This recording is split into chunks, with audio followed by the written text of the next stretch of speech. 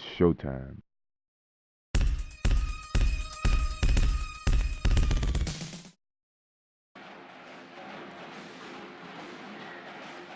Here you go, Mr. Jonno. Great guy. Great job out there. Thanks. Gosh, you were so cool. Here, have some water. Get really dehydrated. I read all about it. You get really dehydrated. So you gonna make the big final scoring shot? You gonna win it for everybody? Maybe, who knows? Oh gosh, I'm just so excited. I'm getting sweaty. Probably sweatier than you out there on that court. Hey kid, catch. Gee, thanks, Mr. Jonno. Billy, listen to me. White men can't jump. Thank you for the information, but my name's not. There's no crying in baseball. You should probably get back to the game. Show me the money! I swear you're not even trying. Swear to me! So y'all probably heard of this game's brother, the legendary Shaq Fu, which was developed and published by Electronic Arts. What do you know? They also made this game. I mean, EA's always had their finger on the pulse of the gaming community, even to this day. Nobody can deny that they're trailblazers. Blazers of trails, baby! So, does Chaos in the Windy City make us want to break as many things as Shaq Fu does? Well, let's find out. Let's start with the sweet story.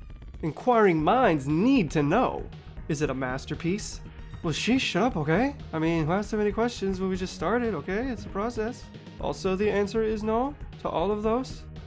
Michael Jordan shows up at a practice facility where other NBA All-Stars are waiting for him in preparation for an All-Star charity game, only to find that everyone is missing. We can only assume the guy responsible is hanging right outside as a basketball comes crashing through a nearby window with a note attached from a man named Dr. Max Cranium. This note tells MJ to go to the museum in order to find his pals. Hey, wake up! Who cares about the story? It's dumb. He's watching you sleep, and I don't think MJ's happy. Basically, you're expected to rescue your fellow All-Stars from Madman Dr. Maximus Cranium, who wants to either force the ballers to play for him or clone them so he can make his own mean team. As you progress through the game, the captives reveal more information regarding who this Dr. Cranium is. Saving the captured, indiscernible basketball players sends you all over Chicago, to all, the hotspots. You take the L train. To the cells, the factory, and finally, Riverview Amusement Park. Chicago! Come on, it's a bit much to expect a cheese-tastic SNES game like Chaos in the Windy City to have all that much of a story, especially when it initially comes across as a steaming pile of product placement garbage. Makes you wonder who wrote the script. Let me just check right now. Pretending to actually search with typing sounds. Ah, Amy Hennig. Wait a second, do you mean the Amy Hennig who worked as developer Naughty Dog's creative director, working on such games as Jak and Daxter and the Uncharted series? Hell, she even won 2 awards for her work on Uncharted 2. Well, it turns out this was her first opportunity to act as lead designer, thanks to the previous guy quitting. She did her best at the time, I'm sure. Humble beginnings. Gotta start somewhere. It's showtime.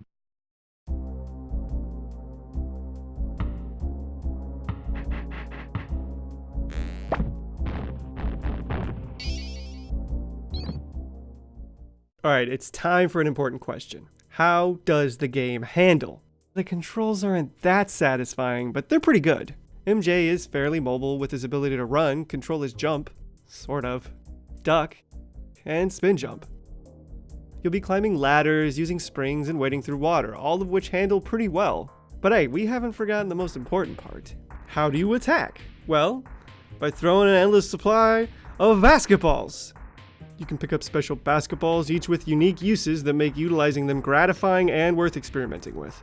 Some later puzzles require that you know how they work, so it's worth messing around. Hey, if you haven't noticed, this game makes absolutely no sense. First off, it's sort of at odds with itself when it comes to having fun and what it makes you do while trying to enjoy the game.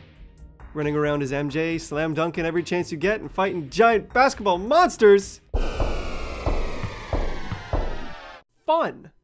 Backtracking to find that one door you missed that has a key in it so you can finish the level. What do you think? No, seriously, I got so bored I lost track of where I was. That's an easy mistake to make as a game designer. I mean, you've got to establish rules that help to add difficulty as well as direction to your game. Get item A in order to find item B so you can unlock item C and complete the level. Simple variables.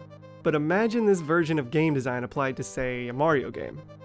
You have to collect a mushroom in order to be able to pick up a different colored mushroom.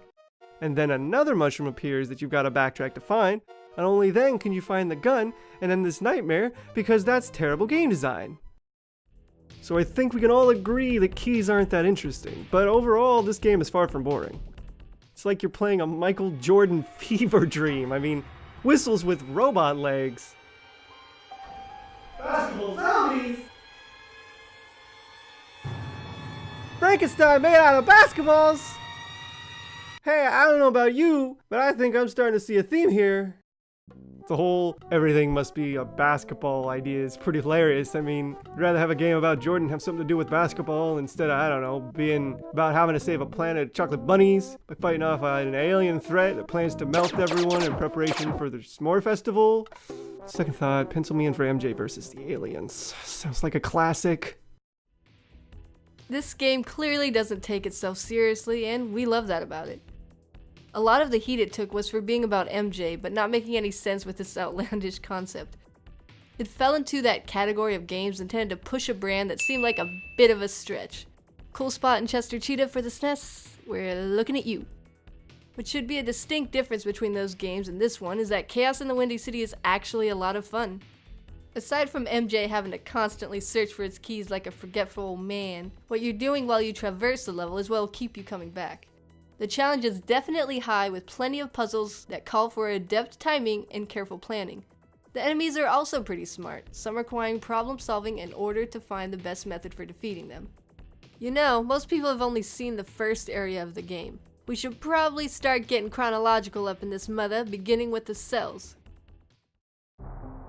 They're just about all anyone ever gets to see of this game before people give up on it, which is a crying shame considering it gets so much better. This place is way too dark and uninspired. It may be an introduction into a mad scientist's world, but it sure is a boring one. It doesn't look bad, it's just so bland. Oh, hello again, basketball man. Oh, you ain't doing so hot today, are ya? After he's done exploding, you'll get a key card, which is used to enter Riverview Amusement Park later on in the game. Moving on. Dr. Cranium's laboratory is certainly a huge upgrade over the cells.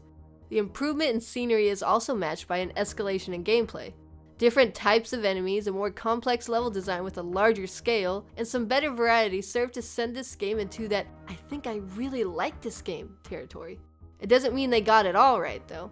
They do try some different things that don't quite work.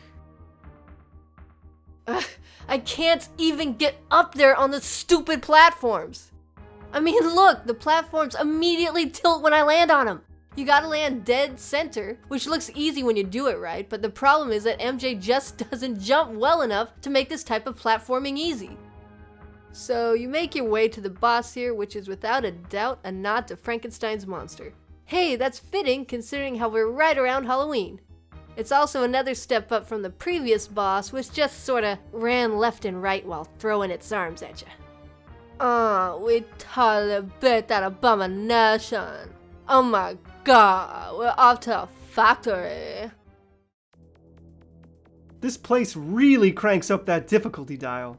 These stages are huge and unforgiving with checkpoints few and far between. Watch MJ go through the stages of green fast as you can say sassy slapping green goo. We're not always fans of traps that lead to instant death, and unfortunately this level has plenty of them. This area gives you a multitude of reasons to abuse bonus rooms and get as many extra men as possible. Also, it's pretty cluttered. It's like they took everything else you dealt with previously and crammed it into this factory. That's how you ramp up the difficulty, right? It's like a KFC Famous Bowl. It's hard to savor something that should net you 25 alive. But hey, at least it feels like you're going through a factory. So MJ runs some basketball drills with the boss. Get it? And then it's time to move on to the mysterious final stage. An abandoned amusement park should make for a good one. Why, it's glorious! Compared to the music played throughout the game so far, this is like John Williams quality. Let's take a minute to appreciate this unexpected masterpiece.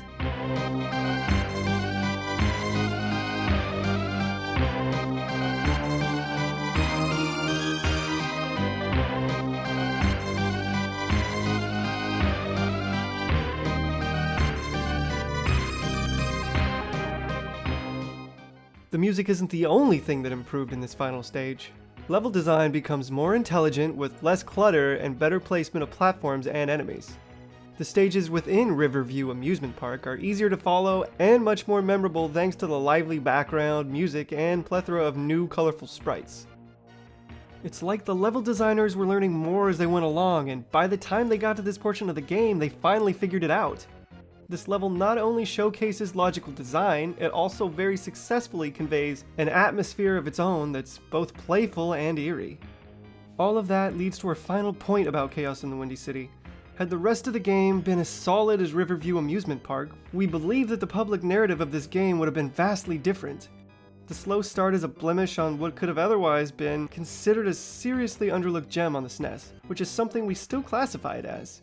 You'd think that a game studio with license to use a recognizable figure like MJ would phone it in, but instead they took a huge chance and gave gamers a unique, albeit weird as all hell experience.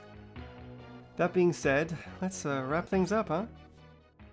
Spoiler alert, the final showdown has you playing one-on-one with a wannabe baller.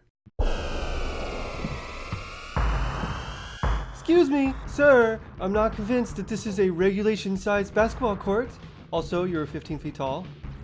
So go out there and show them what you got, kid!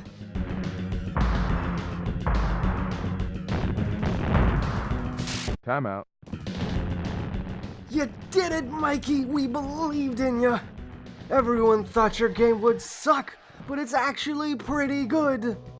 Now go get those high fives you worked so hard for!